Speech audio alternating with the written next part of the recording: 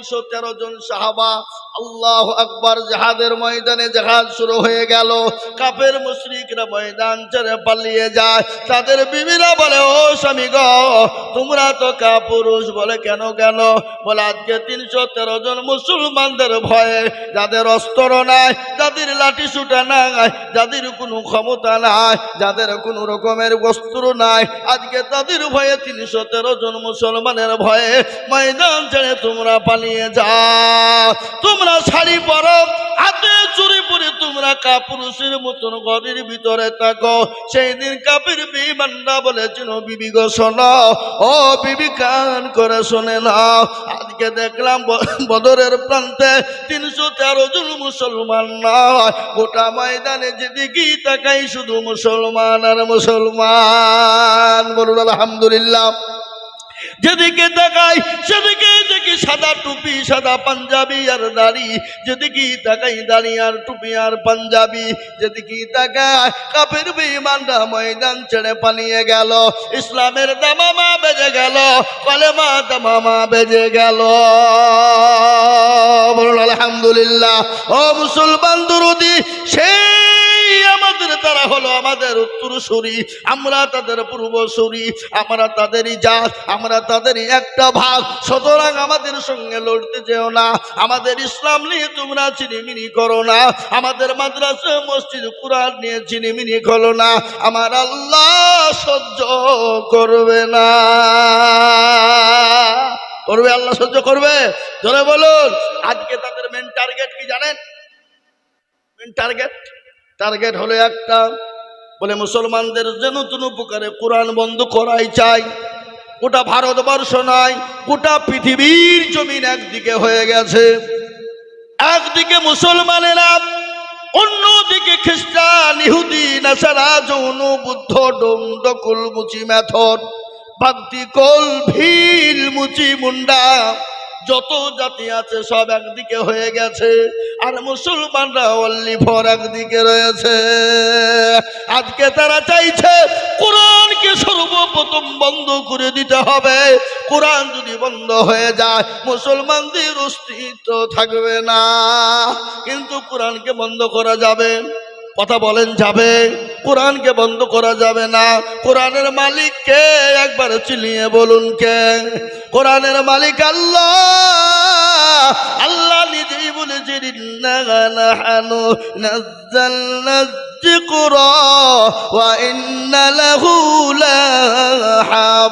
লাহাফিজুন।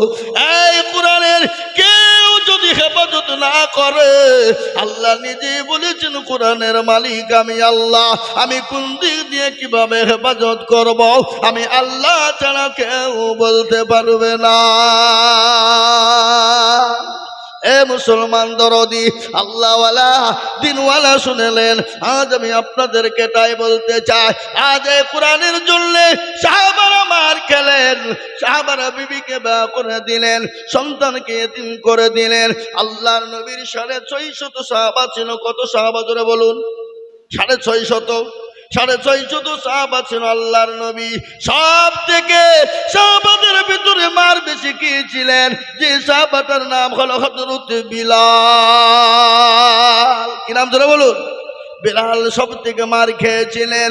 ওই বিলালের উপর এত অত্যাচার করা হয়েছিল, কাফির বেঈমানরা বিলালকে মরুভূমির প্রান্তে নিয়ে গেলেন, গরম বালিতে উলঙ্গ করে দিলেন, দুই পায়ে দুটো আপনার পাথর বেঁধে দিলেন, উট বেঁধে দিলেন, বুকের উপর দিয়ে আপনার পাথর চাপিয়ে দিলেন, মুখের ভিতর দিয়ে জিহ্বাকে টেনে বের করা হলো। বের করার পরে হযরত বিলালের জিহ্বার ভিতরে প্যারা খেনে দেওয়া হলো, জানে ওই বিলাল জানে আল্লাহর নাম জানে না নিতে পারে। কিন্তু কাফের বেঈমানেরা বিলালের জিহ্বাকে টেনে বের করে প্যারাক মেরে দিল, কাটা মেরে দিল। তারপরও মুখের কাছ থেকে আওয়াজ চলে আসে, আহাদ আহাদ আহাদ আহাদ, আল্লাহ এক, আল্লাহ এক, আল্লাহ ছাড়া কাউকে মানি না, আল্লাহ ছাড়া কারো কাছে মাথা নত করি না, আল্লাহ ছাড়া কাউকে চিনি না। তারপরে বেঈমানরা বলে, বিলাল রে, তোমার জিভ টেনে প্যারাক মেরেছি, তুমি যদি আল্লাহ বলাছে না ছাড়ো, তোমার এমন পরিস্থিতি করব, তোমাকে জীবনে বাঁচিয়ে রাখবো, কিন্তু অস্তিত্ব দেব না। ওই বিলাল বলেছিল, বেঈমান কাফের মুশরিকের দলেরা শোনেলে, আমি বিলাল যতক্ষণ দুনিয়ার জমিনে বেঁচে আছি, আমি আল্লাহ তার রাসূল ছাড়া কোন পৃথিবীর কোন বেঈমানের কাছে মাথা নত করি নাই, এবং কিয়ামত পর্যন্ত মাথা নত করব না। ওই বিলাল আল্লাহ নবীর এত প্রেমিক ছিলেন, আল্লাহ নবীকে এত ভালোবাসতেন। আল্লাহ নবী যেদিন দুনিয়া থেকে বিদায় হয়ে গেল, হযরত বিলাল তিনি ওখান থেকে বেরিয়ে মদিনা থেকে আপনার দামেস্কে চলে গেলেন, দামেস্কে চলে গেলেন। আসে নাই, আসে নাই, 1 বছর 2 বছর 5 বছর 10 বছর কেটে গেল। বিশ্ব নবী বিলালকে ডাক দিয়ে বলো, বিলাল রে, ও বিলাল, তুমি কি আসবে না? তুমি কি আমার কবর জিয়ারত করবে না? আমার কথা তোমার মনে পড়ে না? হযরত বিলালকে আল্লাহ স্বপ্নের মাধ্যমে নবী ডেকে নিলেন। মদিনার জমিনে নবীর কবর জিয়ারতের জন্য বিলাল আসলেন। আসার পরে মদিনায় পৌঁছে গেল। সমস্ত আপনার নবীর সাহাবারা বিলালকে দেখে আনন্দিত হয়ে গেল। মসজিদে নববীর যিনি মুয়াজ্জিন ছিলেন, সেই মুয়াজ্জিন বিলালকে দেখে আনন্দ হয়ে গেল। বলে, বিলাল, ও নবীর মুয়াজ্জিন, তুমি মসজিদে মদিনায় আজান দাও। আবু বকর বললে আজান দাও, ওমর বলে আজান দাও, হযরত আলী বললেন আজান দাও, হযরত উসমান গনি রাদিয়াল্লাহু তাআলা আনহু বললেন আজান দাও। কিন্তু হযরত বিলাল বলে, না না, আজান দিব না। আমি কাকে আজান দিব? আমি কাকে আজান শোনাবো?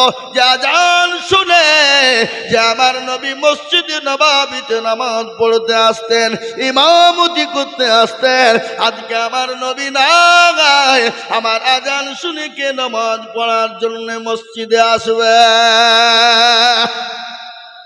এত নবীর প্রেমিক সমস্ত সাহাবাদের কথাকে অ্যাভয়েড করলেন, কথায় কিন্তু তাদের কোনো আপনার সাড়া দিলেন না। সাহাবারা নবীর লাতিফ হযরত হাসান ও হুসাইনকে ডাকা হলো। হাসান হুসাইন তিনি আসলেন। আসার পরে বিলালকে জড়িয়ে ধরে বললেন, ও নানার মুয়াজ্জিন, আজান দাও, আজান দাও। হযরত বিলাল বললেন, হযরত হাসান হুসাইনের শরীর থেকে নবী মুহাম্মদুর রাসূলুল্লাহ সাল্লাল্লাহু আলাইহি ওয়াসাল্লামের ঘ্রাণ পাওয়া যায়। বলুন আলহামদুলিল্লাহ। হযরত বিলাল আজান দিলেন। মদিনার মাটি থরথর করে কাঁপতে শুরু করে দিল। মদিনার ছেলেরা মেয়েরা, মদিনার আপনার ছোট ছোট বাচ্চারা, মদিনার মেয়েরা পর্যন্ত আপনার মদিনার মসজিদের দিকে দৌড়তে শুরু করে দিলেন। আজকে মনে হয় নবী এসেছে, আজকে মনে হয় নবী এসেছে, নবী এসেছে। আজকে বিলাল যখন মদিনায় আজান দিয়েছে, ও মুসলমান দরদি, ওই বিলাল আল্লাহ নবীকে আরো কত ভালোবাসতেন শোনেন। হাদিসের মধ্যে এসেছে, ওই ব্যক্তি সব থেকে বড় প্রিয়, সব থেকে আল্লাহর প্রেমিক বান্দা, নবীর প্রিয়। লা ইউমিনু আহাদুকুম হাত্তা কুনা হাব্বা ইলাইহি মিন ওয়ালিদিহি ওয়া ওয়ালাদিহি ওয়ান নাসি আজমাইন। আল্লাহর নবী বললেন, ততক্ষণ পর্যন্ত মুমিন হবে না, মুত্তাকিন হতে পারে না, আল্লাহওয়ালা হতে পারে না, দিনওয়ালা হতে পারে না, নবীর প্রেমিক হবে না, যতক্ষণ পর্যন্ত নিজের জীবনের দিকে, বিবি বাচ্চা ছেলে মেয়ের থেকে আল্লাহ তার রাসূলকে সব থেকে বেশি না ভালোবাসবে। ও মুসলমান গো, আল্লাহ নবী যেমন সাহাবাদেরকে নিজের জীবনের দিকে বেশি ভালোবাসতেন, আল্লাহ নবীর বাড়িতে 1 দিন 2 দিন 3 দিন কোনো খাবার ছিল না, নবীজি উনুন জ্বলে নাই, পেটে 3টে পাথর বেঁধে রেখেছেন, কিন্তু সাহাবাদের বাড়িতে নবী আমার খাবার তিনি পৌঁছে দিয়েছেন। কি নবী আমাদের, কি মানের নবী! আর ওই নবীকে কেউ যদি গালি দেয়, ওই নবীর উপর কেউ যদি আক্রমণ করব বলে, ওই নবীর উপর কেউ যদি গালি দেয়, আমরা এক বিন্দু রক্ত থাকতে আমরা ছেড়ে দিব না। একবার হাতটা উঁচু করে বলুন ইনশাআল্লাহ। আমি আপনাদেরকে শুনিয়ে দিই, যারা নবীকে গালি দেয়, নবীকে যারা গালি দেয়, জেনে নিতে হবে তার বাপ দাদার জন্মের দোষ আছে, জানতে হবে সে তার জন্মের দোষ